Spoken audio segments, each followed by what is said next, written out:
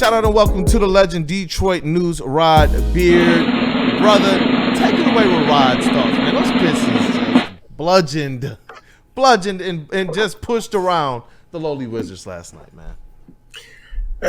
And you want to see it again on Thursday also. We talked about this at the beginning of the year.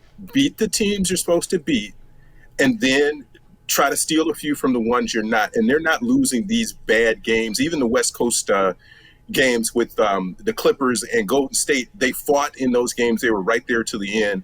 But you got to go in and you got to beat Portland, and you got to go beat Utah, and they were able to do those things. So win the games you're supposed to, and you'll be somewhere around 45, 46 wins. 51? Yeah, who knows? Yeah, could be, man. It's still alive. I'm still on. It's still alive, man. No, not for you.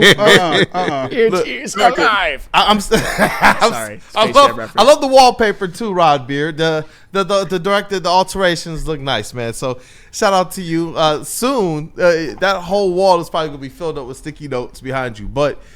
Just like KG talk, just like KG cook, we'll have this whole thing just going. Bro, let's rock. You know what, Rod? I want to be able to give people just a sense of the environment from last night as well. So, JB, let's roll a couple of those videos, talk about it, and then we're going to get into this swish or brick. Is there one you want to start with first, or? Hey, we'll go walking down the stairs, man. We got that dub. We'll start there, man. What a dope people, man. What a game. The Pistons just handled business in this one. They went 123-103. It wasn't really close. They were in control the whole game. About to go to the press conference and talk about it, but that's been the identity of this team, handling business. They got another one against the Wizards. You got to do it again. Let's go.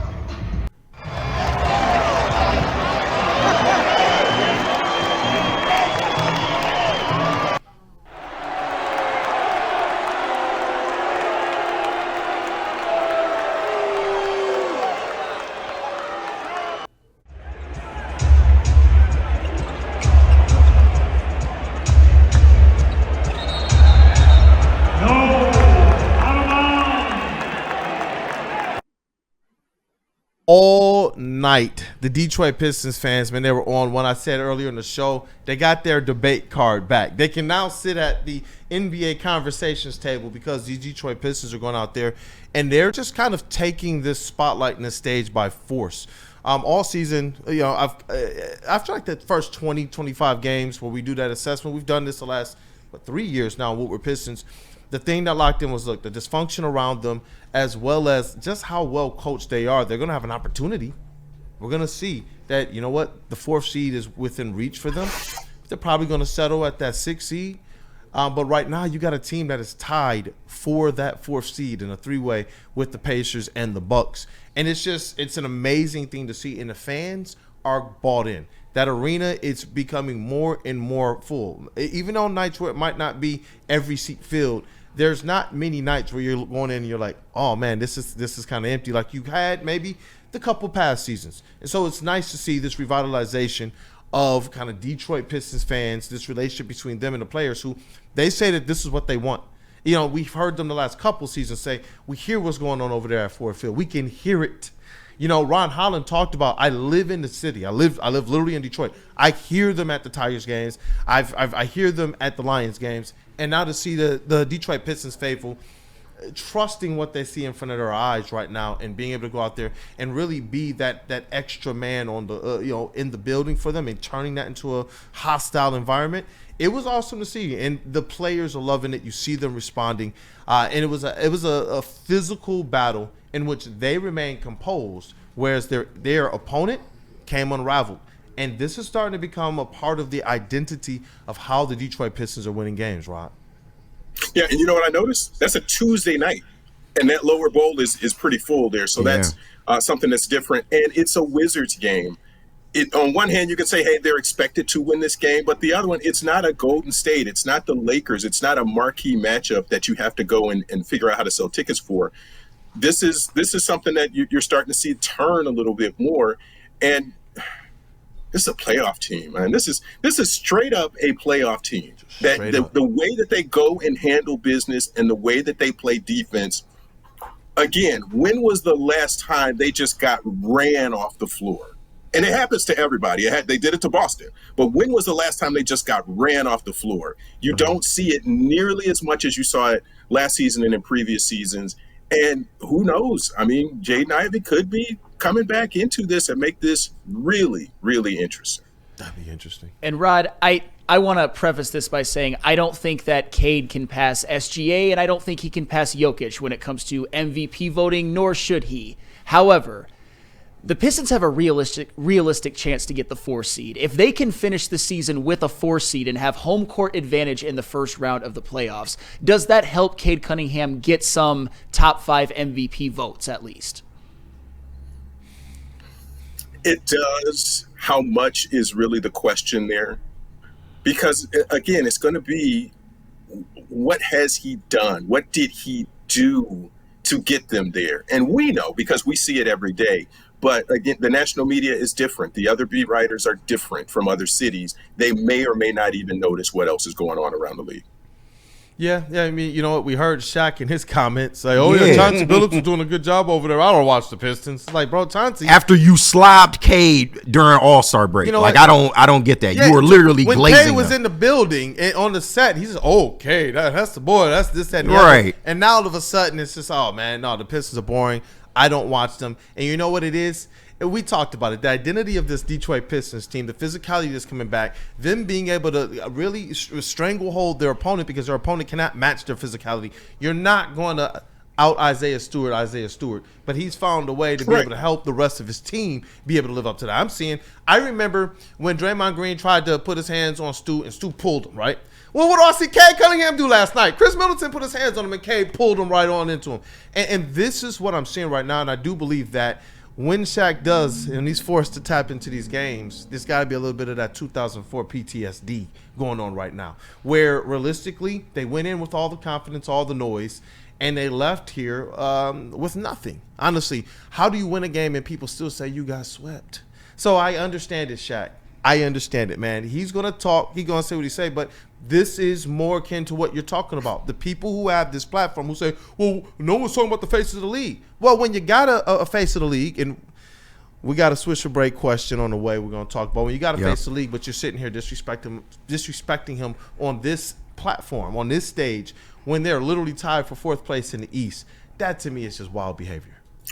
Right, but that is how the media is, and ESPN did something where they did a whole kind of small segment on the Pistons, and it was like, whoa, this is what they need for people to understand how different this is.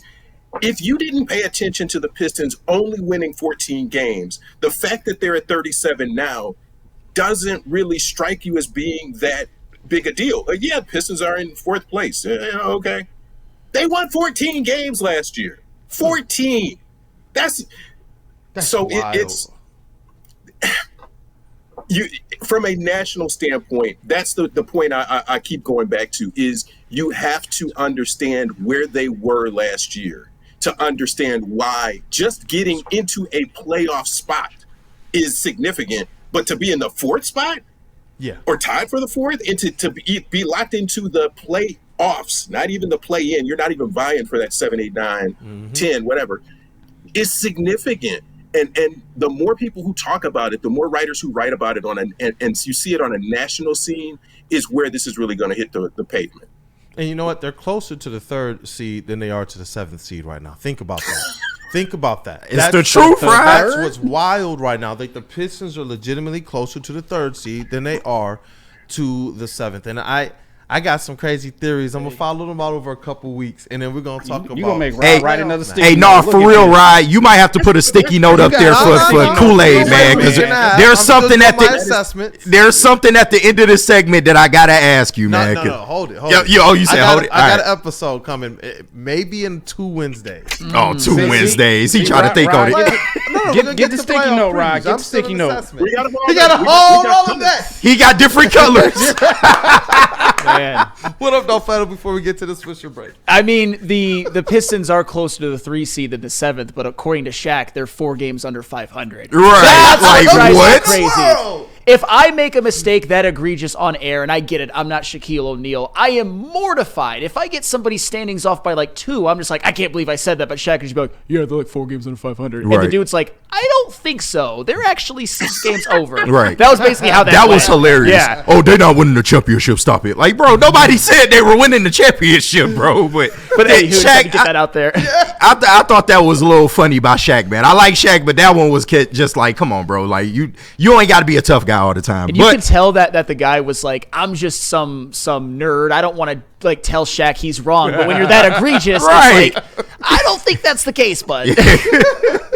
Go on.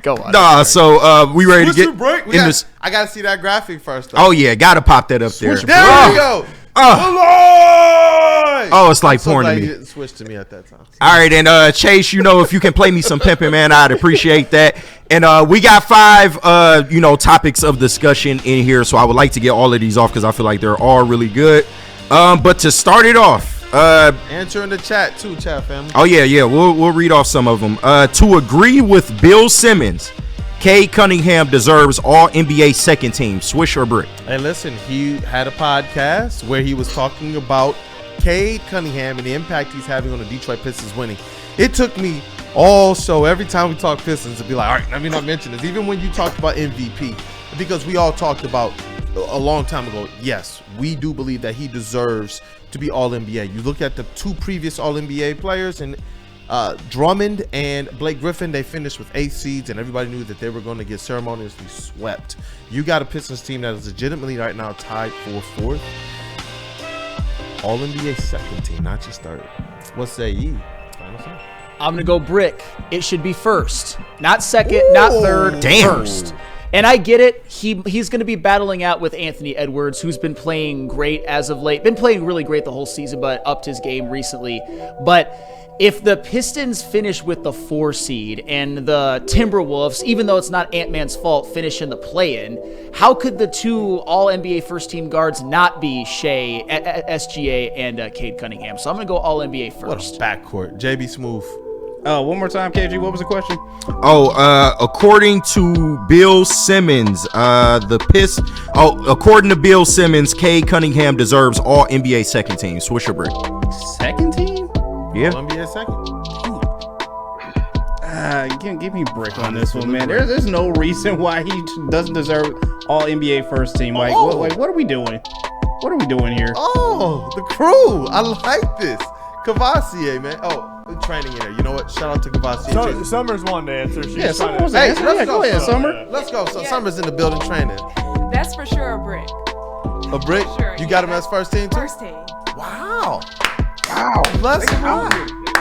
Yeah. Where they sticky notes at, Rod? I'll see you write sticky notes for everybody else.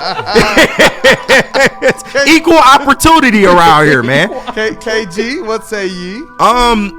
This is a brick, but I'm coming from the standpoint that any all NBA selection, K should be a part of it. And I've been strong on this for weeks now. Like, he needs to at least be all NBA third team. I'm not even asking for first team, like some of us are. That's fine. He needs to be all NBA, period. Point blank. Hey, you know what? In the chat, before we get to the legend Rob Beer, Real K77, brick!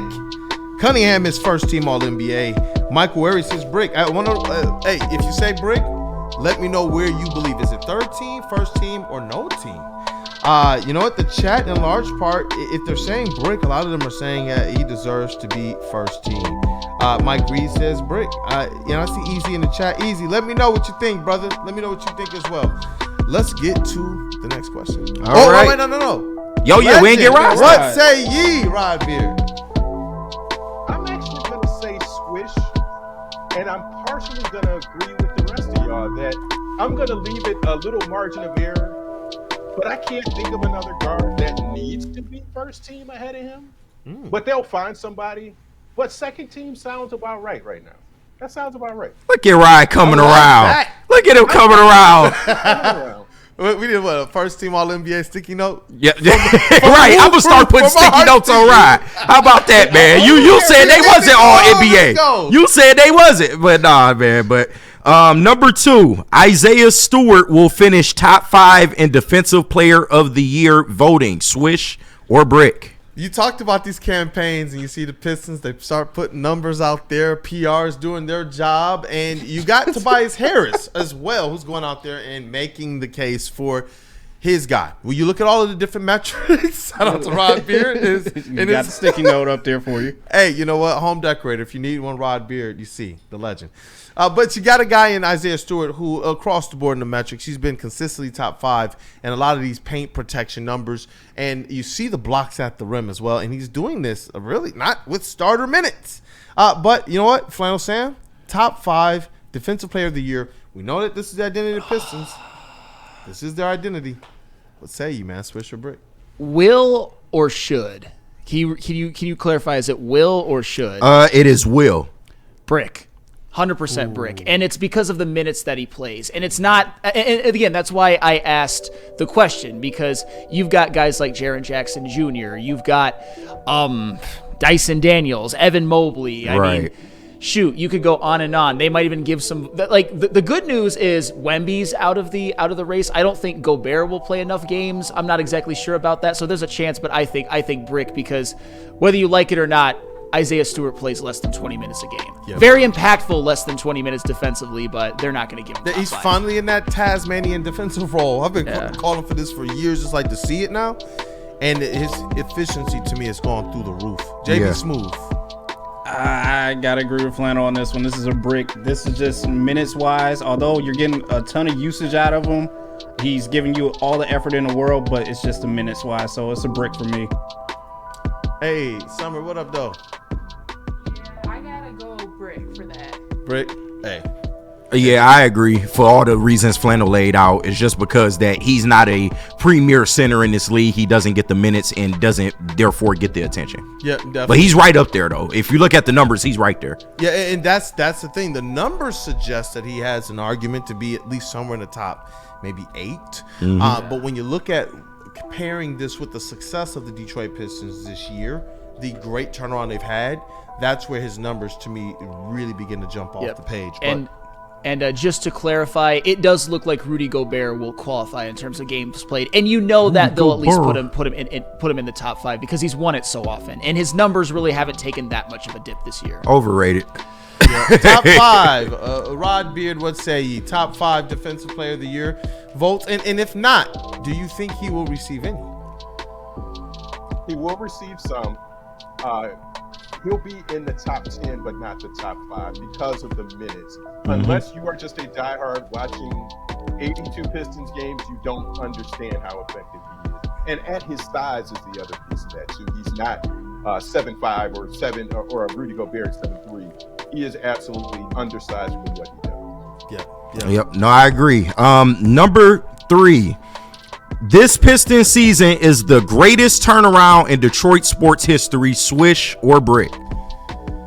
Oh man, that's one your boy cooked up right there. That's one. Yeah. Look at Ryan. You got to do some research. I see the glasses. Because there's still unfinished business, but as it relates to going from the worst season in Detroit Pistons history with not a lot of hope on the horizon to, and this is what I'm going to do to factor this in, to a new coach, a new president of basketball operations, new GM effectively or GM team, a new rookie, and you got new vets. So when you're talking about turnaround, it's not just the wins because they still have unfinished business for this year. You want them to capitalize on that. But when you look at everything that's contributed to this turnaround, this is one of the best that I've ever seen from top to bottom. But Flannel, what you got for me, brother? Swish if they get the 4 seed. Ooh. Brick to the 2006 Tigers if they finish anything below the 4 seed. I know that that's a lot of caveats and a qualifiers, but the fact that we're even having this conversation is a testament to the team. But that 2005 Tigers team was 71-91, and next year they made the World Series. So I had to take that into consideration as well. Some people are saying last year's Tigers deserve some consideration. They do. They really do. But I just don't know if that's the greatest turnaround, but they absolutely do. JB, go ahead. I kind of agree with Flannel. Actually Flannel and Koolaid, if the Pistons somehow, some way get that 3rd seed, then yes, I will grant them that this is the biggest turnaround of a Detroit sports team. But other than that, it's a brick for me. Hey, summertime. What up, though? 100% swish. The Swish. way that they're playing right now, it's like without a doubt that this is a swish. Hey, let's rock. KG, what up, though? I'm gonna say swish. I've never seen, and Flannel, I'm so glad that you brought up the 06 Tigers, because that is probably, the one that you put in real contention standard with this. But I don't know, man. I've never seen a team go from 14 to damn near bordering 50 wins. I mean, this is absolutely crazy what we're seeing right now. And just in terms of 1 year turnarounds, I think it could go. I think it could go. Shout out Rob Beard. Rob Beard. This one ain't that outlandish, Ryan. It's arguable. I'm seeing people in the chat. 2006 Tigers for sure. That's from IT Hips.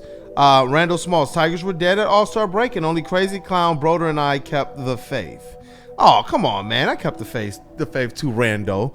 But yeah, I'm seeing some support here in the chat. But for the Tigers, Charles McClain, Brick, that would be Tigers last year, and Lions winning the division 2 years ago. So the Lions are getting some love as well.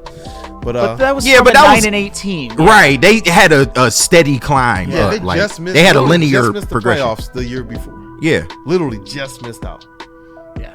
One of the best teams second half of the season. Yeah. Well, one thing, this is probably the greatest just Pistons basketball turnaround ever. I think that goes inarguable. It's one of the best. Look, I compared the restore to the Bad Boys. That's up on the Woodward Pistons channel. Their rebuilds, very similar rebuilds. It's looking very similar timelines as well. And a lot of it has to do with getting in the right basketball mind, the right coach. So the right basketball mind to lead, the right coach. They did all the same things. GM, coach, and they had a star already in here, a star point guard, Isaiah Thomas. Now you got Cade. So, yeah. But Rod Beard, what say ye?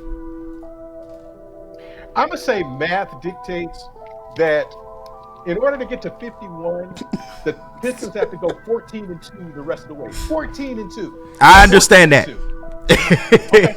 It's still alive. I'm not dead till I'm dead, man. Shoot, if they get 51, then yes, swish. This is the greatest turnaround in Pistons in Detroit sports history. Right, and I think it is what it is. We don't have to compare to understand how sweet this is for the Pistons to go through this and to be at this point. 14 wins. That's it. That's all we need to say. Hey, shout out to our brother Broder in the chat as well, man. Shout out. Shout out to him. Hey, Yeah, the guy Broder's in here. walked into the building. Yeah. We got next? Yeah, we got a couple more here. Number 4, the Pistons winning a playoff series has to be the expectation now. Swish or brick?